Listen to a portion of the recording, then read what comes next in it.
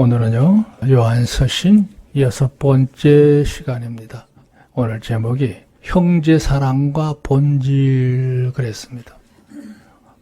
제목 그대로 형제를 사랑하는 그 본질적인 요소가 무엇인지 그 점을 오늘 보려고 합니다. 자, 우선 여기 명제를 한번 보세요. 하나님께로부터 사람은 세상의 모든 피조물들 중에서 유일하게, 그렇죠? 이 세상의 모든 것은 우연히 존재하는 것은 아무것도 없습니다. 천지 모든 만물, 하늘에 속한 것, 땅에 속한 것 모두가 다 자연 발생적으로 생겨난 것들이 아닙니다. 그걸 누가 만들었냐? 한 분이 만들었습니다. 하나님이 만드셨습니다. 다 피조물들입니다. 그 세상은 하나님의 세상입니다. 믿으시면 아멘. 그 점을 분명히 대전제로 하겠습니다. 그런 가운데 사람에 관한 문제입니다. 유일하게 영과 혼과 몸을 가지고 있는 결합체입니다. 그러니까 일반 동물 속에 사람이 아니고 사람은 모든 피조물 가운데 유일하게 특별하게 지음을 받았다는 거예요. 동물들도 물론 사고의 능력이 있고 행동하는 걸 보면 일정한 패턴을 갖고 있습니다만 그거는 의식이 고정화되어 있습니다. 여러분 생각해 보셨어요? 까치가 집을 짓는데 짓는 방식이 100년 전이나 지금이나 조금도 변함이 없어요. 그러니까 그 생물이 존재할 때부터 지금까지 사는 방식은 그대로 고정화되어 있습니다. 그런데 사람은 어떻습니까? 사람은요, 하루하루가 다릅니다. 대단하지 않습니까? 왜냐하면 사람은 놀라운 창의성을 갖고 있어요. 진보적이죠. 능동적입니다. 거기다가 도덕성도 갖고 있습니다. 가치관을 생각할 수 있는 의식을 갖고 있습니다. 이 사람만이 가지고 있는 놀라운 요소예요. 그 왜 그러냐? 바로 이 요소입니다. 영과 혼과 몸이 자율적으로 움직일 수 있는 능동체예요. 그걸 받은 것이 사람이다 하는 거죠. 자, 이건 이제 대전제인데요. 이렇게 특별하게 지음을 받은 존재가 사람임에도 불구하고 하나님의 속을 제일 멍들게 한다고 할까요? 아프게 하는 자가 누구냐? 사람입니다. 참 기묘하지요. 그러니까 하나님이 가장 큰 기대를 가지고 유일하게 창조하신 사람이라는 존재가 정작 하나님을 가장 괴롭히는 존재 중에 하나이기도 합니다. 그 왜 그렇게 되느냐고 하는 문제가 바로 이제 우리가 풀어가야 될 숙제인데요. 여기 보세요. 하나님의 뜻하심에 부합하는 삶으로서의 준행, 쫓을 준자잖아요. 하나님의 뜻을 따라서 그대로 살아가는 것이 당연한데 우리가 그렇지 못한 때가 많죠. 지행, 일을 짓자인데요. 일정한 수준에 도달하는 걸 의미해요. 그러고 난 다음에 그에게 맡겨준 특별한 사명감이라고 할까요? 의미를 느끼면서 그 본분을 다하는 태도를 말할 때 수행한다고 그래요. 그러니까 내가 할 일이 뭔지를 안다는 뜻이죠. 그렇게 행하는 것이 사람의 정상적인 사는 모습이에요. 일단은 하나님의 뜻을 따라서 그대로 순종하는 준행이 필요하고요. 그리고 하나님이 원하시는 수준까지 올라가는 게 필요하고요. 세 번째가 내 삶 속에 하나님의 뜻을 내 스스로 수행할 수 있는 사명자로 사는 것,诚실로 본분을 다할 수 있는 자로 사는 것, 그 자세가 필요해요. 그렇게 살아야 정상인데요. 문제는 요겁니다. 지금부터가 문제예요. 때로는 악한 영의 역사들이 움직이게 될 때 미동을 해요. 작을 믿자입니다만은 흔들린다는 뜻이에요. 피동이란 말은 그거에 의해서 이용되어지는 요소를 말해요. 무슨 얘기냐? 결국 나중에 보면 그것에 의해서 쓰임을 받는 상태. 이게 문제 피동입니다. 우리 인간은요, 그것을 보세요. 몸도 그렇고 마음도 그렇고 다른 거에 의해서 영향을 받아서 그 삶이 중심을 지키지 못하고 결국에는 이용당하는 그런 요소까지 다 파람하는 거예요. 그러다 보면 아주 잘못되게 쓰여질 경우에는요, 여기 책동이라는 말을 썼죠. 책동. 거기에 하나가 돼서 다른 사람까지 고통을 주는 존재로 변화할 수도 있어요. 그러니까 내 마음에 어떤 뜻을 품고 사느냐 하는 거 중요하죠. 따라서 우리가 하나 앞에 늘 자신의 모습을 살피면서 믿음으로 이루어가는 의의를 바로 지키는 신이, 그 다음에 공적으로 볼 때 내가 누가 봐도 모범적으로 사는 공이라고, 거기에 우리가 온 정성을 다해서 다른 사람들과 함께하는 어진 마음으로 이루어가는 그 인의를 이루기를 다하게 힘쓰라 그랬어요. 제가 여기 4줄 속에다 넣는 얘기를 너무 많이 넣다 보니까 이게 내용이 좀 따뜻하지 못한데요. 예. 초반에 대전제고요. 둘째는 우리가 이렇게 살아가는 모습을 얘기한 거고, 셋째는 그렇지 못할 때 하나님의 마음을 아프게 하는 인간의 잘못된 요소를 보게 됩니다. 자, 오늘 얘기는 또다시 이제 반복적으로 성도들 간에 한 공동체에서 서로 아끼고 사랑하는 문제를 다시 언급하고 있는 순환적 교훈이에요. 벌써 이게 몇 번 나왔죠. 오늘 또 다시 반복되고, 다음 4장에서 또 다시 반복이 되고, 5장에 넘어 또 반복이 됩니다. 그런 측면에서 보시면 되겠어요. 저기 보세요. 본문은 앞서 단락 11절, 12절에서 언급했던 거예요. 너희는 가인과 같이 하지 말라. 그렇게 대인저제를 깔았는데요. 그 가인이 왜 아벨을 죽였느냐 하는 문제를 여기서 다시 새삼스럽게 심도 있게 언급을 하고 있는 점이 바로 오늘 내용의 초반이에요. 여기 설명 보세요. 가인이 아우 아벨을 심히 미워함으로 인해서 살인을 했죠. 엄청난 일을 저질렀어요. 그런 살인을 저지르고 난 후에도 어떠했느냐고 하는 것을 창세기 내용을 볼 수 있잖아요. 그런 형식을 가지고 오늘 본문이 시작합니다. 참된 성도로 살아갈 때 우리가 세상에서 가인과 같은 사람들을 만나기도 하고 이런저런 어려운 일에 직면할 수 있어요. 특별히 사람에 의해서 당하는 괴로움들이 있을 수 있잖아요. 그랬을 때 우리가 어떤 마음가짐으로 우리 마음을 무장해야 되는지 그런 점을 얘기하고 있고요. 문제는 좀 더 적극적으로 우리가 몸소 나서서 능동적으로 사람들에게 제대로 된 인내한 사람으로서 살아가는 모습이 어떠해야 되는지 그 점을 오늘 교훈하고 있는 내용을 보게 됩니다. 그러니까 소위 말하면 사랑을 가진 자로서 실천성을 지니고 있는 성도로 살아가라. 그래야 하면 너에게 이와 같은 축복이 있으리라. 그 은혜의 세계까지 나누고 있음을 보게 됩니다. 자, 오늘 내용 가운데요. 아까 언급했던 가인의 악행에 대해서 여기 답을 달고 있는 게 바로 13절부터 16절 내용이에요. 여기 일대지 그랬죠? 형제 사랑의 이유 그랬습니다. 자, 여기 13절, 14절 묶어서요. 형제들아, 세상이 너희를 미워하거든 이상히 여기지 말라 그랬습니다. 우리가 살다 보면 우리가 하나님을 섬기고 우리 마음에 의로운 마음을 품고 사는 거고 사회적으로 보나 대인적인 모든 관계에서 우리는 양심껏 살잖아요. 남에게 해코지 안 하고 정말 우리가 반듯하게 모든 것에서 볼 때 가치관도 그렇고 쏠림이 없이 중심을 지키고 사는데도 불구하고 우리가 살아가는 모습을 못마땅히 여기는 무리들이 의외로 많습니다. 내 주변에도 있을 수 있고 사회적인 모든 가치관 요소로도 올 수 있어요. 직접 올 수도 있고 간접적으로도 올 수 있습니다. 그런 현실이 우리가 살아가고 있어요. 그런다고 해서 겁을 먹고 우물쭈물하기까지는 없어요. 왜? 내가 반듯하게 사는데 뭐가 부끄러울 게 있겠어요. 자, 문제는 왜 우리가 세상에서 반듯하게 살려고 하는데 의외로 주변의 모든 환경이나 여건은 우호적이지 않느냐는 거죠. 그 이유가 있다는 거죠. 그리고 그런 일을 일삼는 자들의 실체가 뭐냐 하는 걸 오늘 여기 분명히 언급하고 있어요. 여기 14절 그렇죠. 우리가 형제를 사랑함으로 사망에서 옮겨 생명에 들어간 줄을 알거니와 사랑하지 않은 자는 사망에 거하느니라 이렇게 이제 결론을 내려놨는데요. 자, 요거를 설명을 보면 이해가 될 겁니다. 여기 일본 설명 보세요. 인내하신 하나님께서는 가인이 아벨을 살해한 후에 다 알죠? 하나님은 다 알고 계셔요.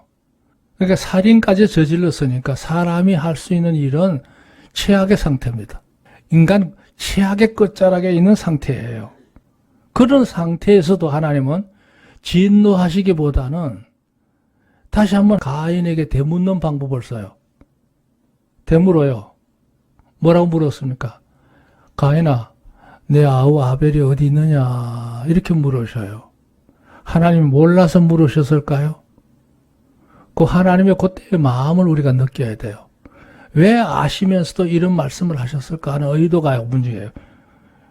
그렇게 대모하셨는 건 뭐냐? 가인에게 다시 한번 그런 일을 저지르고 난 다음에 사람이 그러잖아요. 아차, 내가 참 큰 잘못했구나. 내가 엄청난 일을 저질렀구나. 심한 자책감에 빠져서 어쩔 줄 몰라 하는 당황스러움이 있을 수도 있는 거거든요. 물론 잔혹한 사람들은 그런 것도 없을 수 있겠지만 그래도 일말에 마음의 양심이 작동을 한다면 가인의 마음 가운데 큰 당황함을 가져야 됨이 당연해요. 당연해요. 그걸 유발하는 말이죠. 가인으로 하여금 자신이 얼마나 엄청난 일을 저질렀는가에 대해서 인식을 시키는 작업을 하는 거예요. 그랬을 때, 제대로 된 사람은 뭐냐? 하나님, 내가 참 잘못했습니다. 순간적으로 감정이 격해지고 내가, 그걸 절제하지 못해서 이런 엄청난 일까지 저질렀습니다. 하나님은 하나님 앞에 난 죄인입니다. 나를 벌하시옵소서. 내가 하나님의 벌을 받아도 당연하게 받겠습니다. 뭐 이런 식으로 나와야 그래도 이게 일말의 개선의 여지가 있잖아요. 그 기회를 주시는 거예요. 근데 가인이 어떻게 대답했냐면 참 대단한 대답인데, 내가 아우를 지키는 자입니까? 이거 막말 중에 막말이에요. 하나님의 그 물음의 마음의 심정을 전혀 헤아리지 않는 반항입니다. 막 나가는 거예요. 그러니까 그 상황을 놓고 봤을 때 우리가 판단할 수 있잖아요. 제3자 입장에서. 뭐예요? 가인이라는 인간은 더 이상 자비함이 필요 없는 사람이로구나.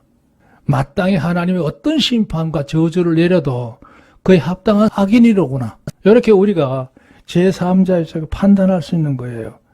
오늘 그 점을 여기서 심판하고 있는 거예요. 형제들아, 세상이 너희를 미워하거든 이상하게 여기지 마라. 내가 왜 이런 괴로움을 당하느냐고 번민하거나 당황하지 말라는 거예요. 문제는 뭐냐? 내게 그런 어려움을 주는 사람들, 미워하는 사람들, 그들이 누구냐고 하는 실체를 바로 깨달으라는 얘기예요. 그 얘기는 이제 가인을 두고 한 얘기입니다. 가인이 어떤 사람이냐고 하는 거는 그 이후의 태도를 보면 알지 않느냐는 거죠. 누구냐? 그는 악인이었다는 거죠. 악인이어서. 그러니까 우리 성도들은 어떻게 살아야 되냐? 우리가 어떤 잘못을 저질렀을 때, 그럴 때는 변명하거나 도망하는 자가 아니고 중요한 것은 하나님의 마음을 토로하면서 괴로움도 토로하시고 고백하고 용서를 구하는 태도가 필요하지 않겠어요? 그러니까 중요한 얘기예요.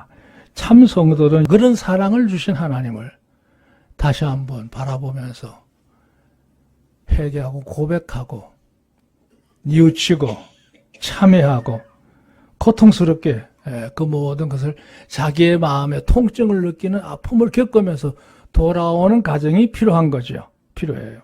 그 얘기를 하는 거죠. 자, 15절.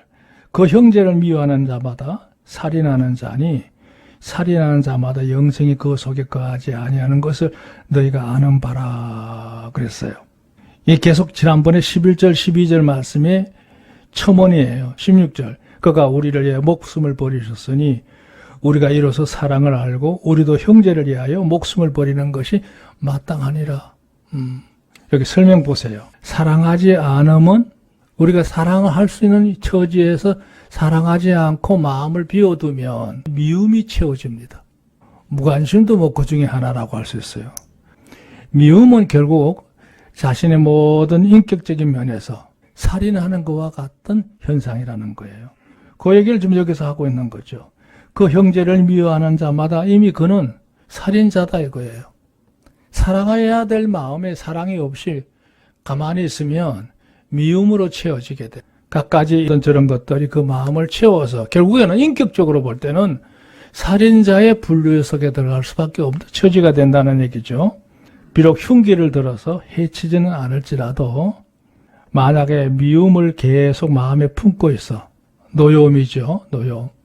거리감을 두는 것까지 다 포함해서 그걸 늘 품고 살면 행동은 아니지만 인격적으로는 살인한 형태와 똑같다는 거예요. 더 나아가서 이게 어떤 문제를 야기시키느냐는 거예요. 나를 향하신 예수님의 대속하신 희생의 사랑에 대해서 내가 간과하게 되는 거예요. 도외시하는 거예요. 내 삶에 적용하지 못한다는 뜻이에요. 그러니까 잘 들으세요. 내가 어떤 누구로부터 공격을 받든지 어려움을 당해서 내 마음에 분노가 일어날 만한 일을 당했다고 쳐요. 있어요. 그런 일 많아요. 저도 많은 걸 겪어봤습니다. 엄청나게 화가 날 때가 있어요. 근데 그 화가 나는 마음을 가만히 내버려 두면 그 화가 난 마음 상태로 마음이 채워져 있기 때문에 따뜻한 마음이 들어올 공간이 없어요. 심리적으로. 그럼 어떤 일이 벌어지느냐? 하나님 보실 때는 여전히 살인자가 행하는 마음가짐 상태에 있는 것과 똑같은 현상이라는 얘기죠. 그러니까 우리가 빨리 비워내야 돼요. 비워내야 돼. 두 번째는 무슨 문제가 되느냐? 이거예요.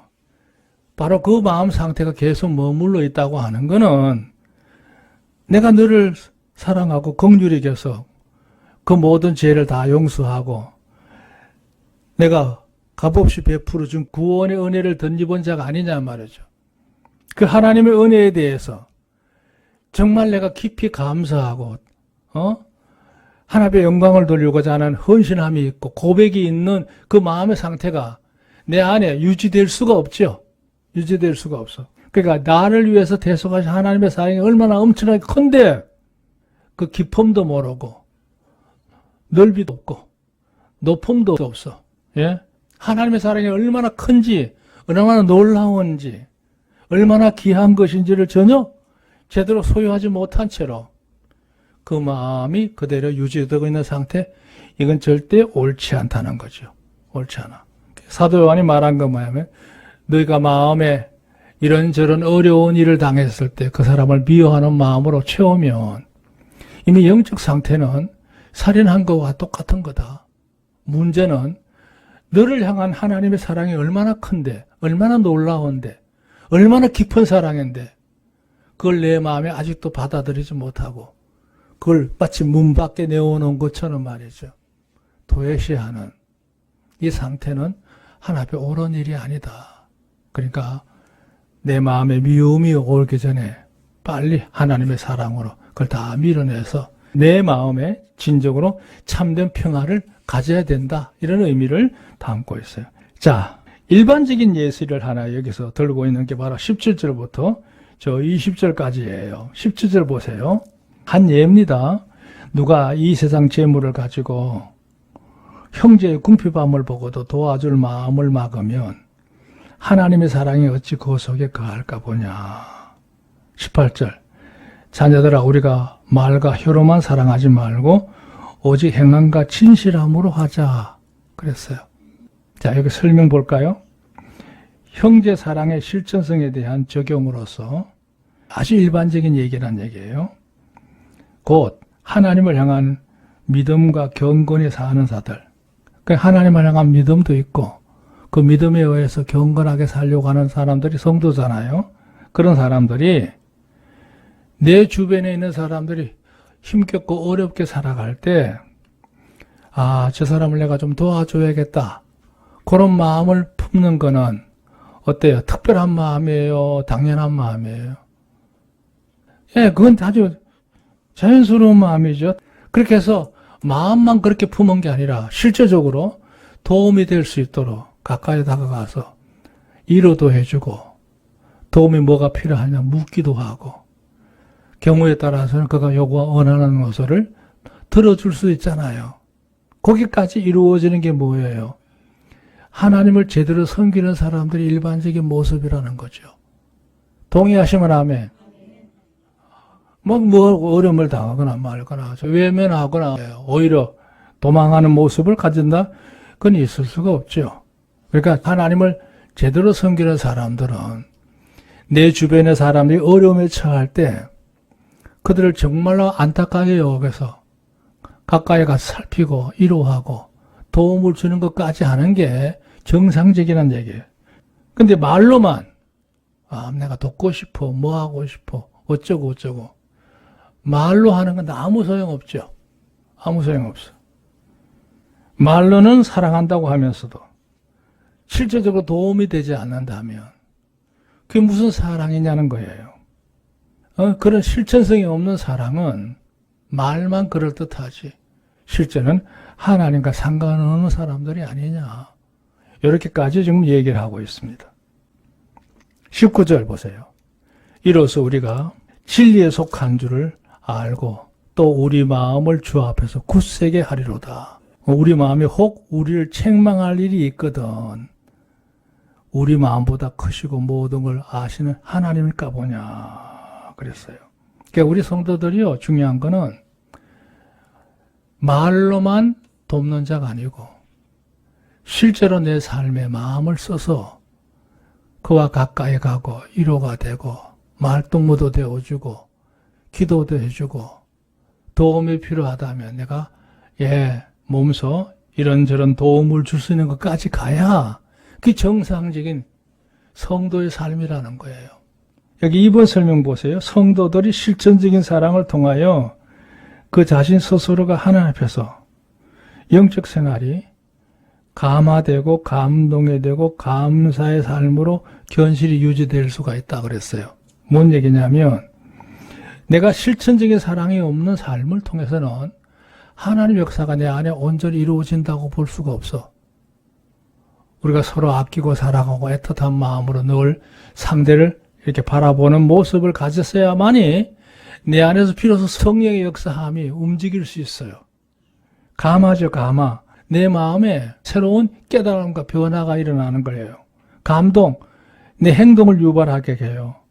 그렇게 해서 이루어진 모든 것에서 감사하고 행복감을 느끼는 게 우리 사람 아니에요? 뿐만 아니라 여기 보세요. 기도할 때에 그런 마음 상태에서 하나님께 구하고 그리고 하나님께 의탁해 맡겨 그리고 하나님의 역사를 섭리를 기다리면서 바라는 마음을 갖고 사는 거. 이 기도의 3대 요소 아니에요? 더 나아가서 내가 다소 부족하고 가책을 받는 일이 있달지라도 여기 참 중요한 말인데요. 20절 말씀 보세요. 우리 마음이 혹 책망할 일이 있거든. 하물며 우리 마음보다 크시고 모든 걸 아시는 하나님과 보냐 그랬어요. 이게 뭔 얘기냐면 그런 따뜻한 마음가짐, 실천성이 있는 삶을 통해서 우리가 우애 있게 살면 잘 들으세요. 내가 살다 보면 다소 하나님 앞에서 잘못을 저지를 때가 있잖아요. 뭐 중대한 것도 있고 가벼운 것도 있겠지만 어떤 잘못을 저질렀을 때 그 허물됨을 통해서 하나님의 책망이 임할까 우리가 공포의 염려 속에 살 필요가 없다는 얘기예요. 내가 최선을 다해서 사람들에게 의를 나누고 사랑을 나누고 선함으로 살기를 힘쓰면 내게 다소 허물이 있을지라도 내 약함을 가장 잘 아시는 분이 하나님이시야. 하나님 은혜가 우리에게 변함없이 유지될 줄로 믿습니다. 그 얘기를 오늘 여기서 하고 있는 거예요. 너희가 하나님 앞에 다소 실수를 하고 그릇된 일을 행할지라도 하나님은 우리를 계속해서 큰 기대감을 갖고 조용히 기다리시고 바라보신다는 의미를 오늘 여기서 담고 있어요. 자, 마지막을 보겠습니다. 자, 우리가 이렇게 살면 어떠한 은혜 역사가 우리에게 이루어지는지에 대해서 세 가지로 얘기하고 있어요. 세 가지. 네. 형제 사랑을 제대로 우리가 가지고 행할 때 하나님 역사가 이와 같이 일어난다는 거예요. 아주 의미 있는 말씀이에요. 21절. 사랑하는 자들아 만일 우리 마음이 우리를 책망할 것이 없으면 하나님 앞에서 담대함을 얻는다. 중요한 말이죠. 우리가 스스로 생각할 때 이건 내가 제대로 살고 있구나. 하나님 앞에서도 그렇고 사람들 속에서도 그렇고 그런 모습을 늘 견지하고 살면 여기 보니 담대함을 얻는다고 그랬어요. 여기 설명도 재미있게 해놨어요. 평소에 하나님 앞에서 조금 더 거리낌이 없는 신령한 영적 생활을 늘 유지하고 있다면 이는 최상의 상태죠. 하나님의 은총을 누리기에 딱 들어맞는 거예요. 그러니까 그러면 우리가 영적으로도 그렇고 심리적으로 항상 우리가 내 마음에 평화롭고 감사하고 여유로움이 있는 거예요. 다시 말해서 형제들을 사랑하면서 실천적으로 살아가게 될 때 어떤 누구도 나를 미워할 수가 없죠. 정죄할 수가 없어요. 또 내 마음 스스로도 양심에 괴로워서 거리낌으로 우물쭈물할 일도 없고요. 우리가 마음에 평화가 있다는 거예요. 평화가. 그 담대함의 축복. 사람이요, 영적인 감각에 무디어져도 그럴 수 있지만, 신령한 영적 생활을 사는 사람들은 마음에 염려가 없습니다. 두려움이 없습니다. 다른 사람이 나를 볼 때 어떻게 볼까에 대한 의아심을 갖고 있지 않아요.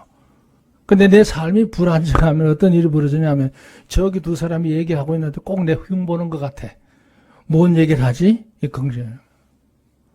그런 거 없죠.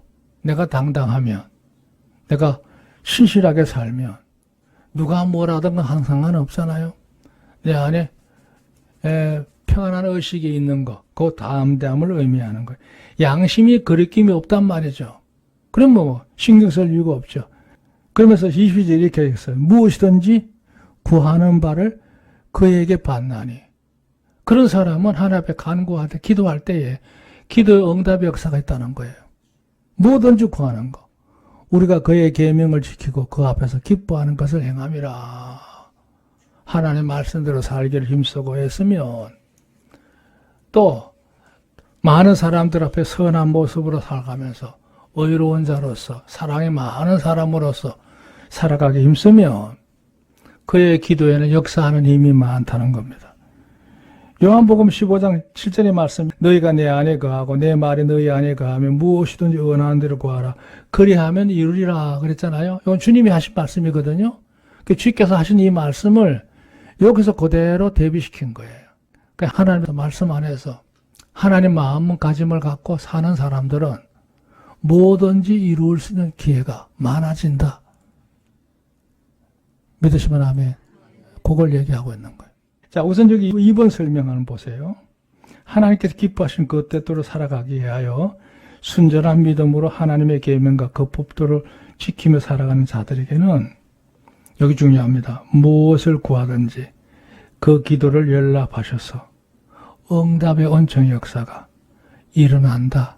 할렐루야. 그러므로 그의 기도는 끊임없이 하되 반드시 순전한 것, 깨끗한 걸 말하는 거죠. 순하. 여기 순하란 말이 참 의미가 있는데 여기 뭐냐면 마음이 가지런히 정돈되어 있는 거, 단순한 거, 복잡하지 않는 마음을 말하는 거예요. 순결은 뭐 당연히 깨끗한 걸 의미하는 거고요. 그러니까 우리가 우리 마음가짐을 복잡하게 운용할 필요가 없습니다. 자, 23절은 보충 설명인데요. 그의 계명은 이것이니 곧 그의 아들 예수 그리스도의 이름을 믿고 그가 우리에게 주신 계명대로 서로 사랑할 것이라.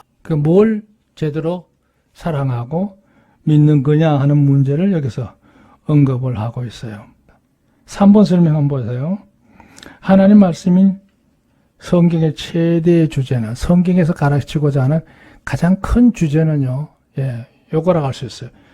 하나님은 전능하신 하나님이시오. 유일하신 하나님이다. 그 하나님 외에는 다른 신을 섬길 이유가 없죠. 그 십계명을 봐도 그렇죠. 뿐만 아니라 그 하나님은 사랑의 하나님이셔. 자비로우신 분이야. 예수를 그것을 통해서 우리에게 주신 구원의 은혜를 우리가 제대로 받아들인 자답게 하나님을 온전히 섬기는 자로서 승리해야 될 줄로 믿습니다. 반드시 그러니까 세 가지가 필요한 거예요. 제대로 된 신앙이 필요하고 내 안에 내주하시는 성령의 충만함에 은혜를 덧입고 사는 삶이 필요하고요. 세 번째가 성도들 간에 좋은 화목한 관계를 이루면서 연합을 도모해 나가는 것. 이게 중요한 것이죠. 자, 마지막 세 번째 이제 은총인데요. 그의 계명을 지키는 자에게는 주 안에 거하고 주는 저 안에 거하시나니 그랬어요. 이걸 이름하여 동행의 역사입니다. 하나님의 동행하심이 있을 것을 얘기합니다. 우리에게 주신 성령으로 말미암아 그가 우리 안에 거하시는 줄을 우리가 아느니라. 예수님을 제대로 섬기고 따르고 그 하나님의 사랑을 실천한 자에게는 항상 하나님이 함께 임재하시는 역사로 우리의 모든 범사가 아름다워질 줄로 믿습니다.